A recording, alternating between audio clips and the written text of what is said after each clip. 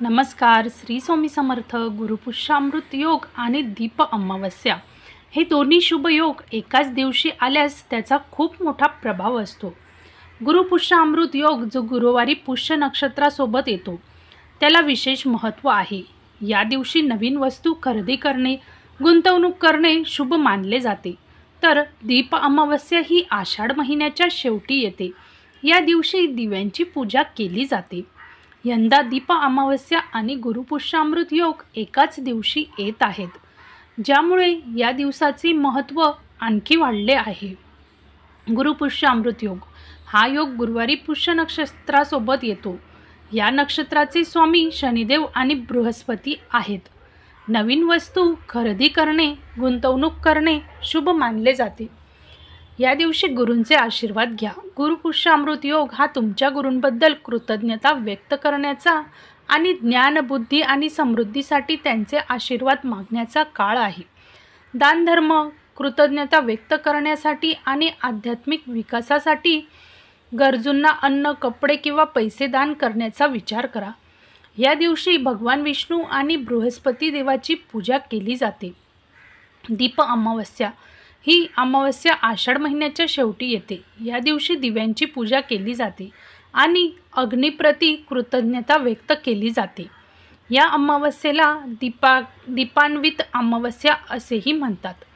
या दिवशी घरात दिवे लावून पूर्वजांचे स्मरण केले जाते.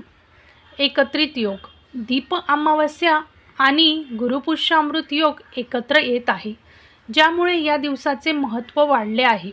या दिवशी नवीन वस्तू खरेदी करणे, गुंतवणूक करणे आणि दिव्यांची पूजा करणे हे दोन्ही शुभ मानले जातात.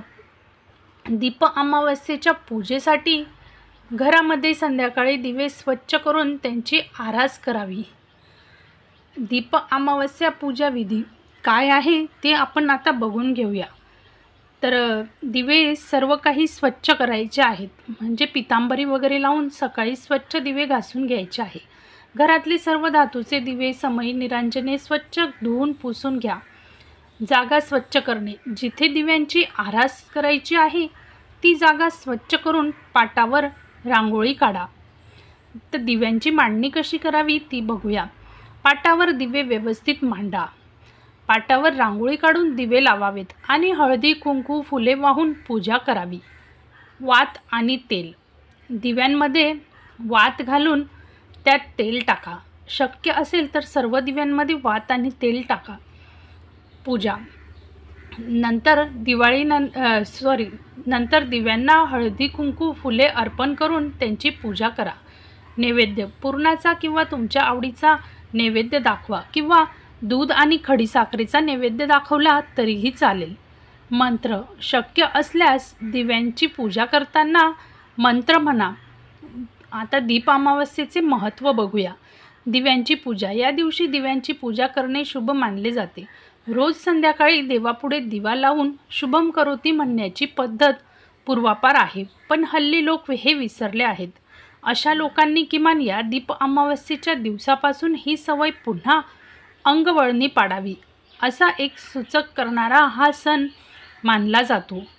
या दिवशी घरातील सर्व दिवे स्वच्छ लख्ख करून ठेवावे. समई, पंती, निरंजन हे सर्व दिवे घासून पुसून स्वच्छ करावे. हात जोडून शुभम करोती म्हणावे. आयुष्यातील अंधकार निघून जाऊन प्रकाशाने आयुष्य उजळावे अशी प्रार्थना करावी. श्रावणाचे स्वागत आगामी श्रावण महिन्याच्या स्वागतासाठी दीपपूजन केले जाते असे सांगितले जाते. घरातील वातावरण शुद्ध करणे, तर दिव्यांच्या प्रकाशाने घरातले वातावरण शुद्ध आणि पॉझिटिव्ह होते असे देखील मानले जाते. तर या दीप अमावस्येच्या दिवशी तुम्ही घरातील सर्व दिवे नक्कीच घासून पुसून स्वच्छ करून दिवे प्रज्वलित करा.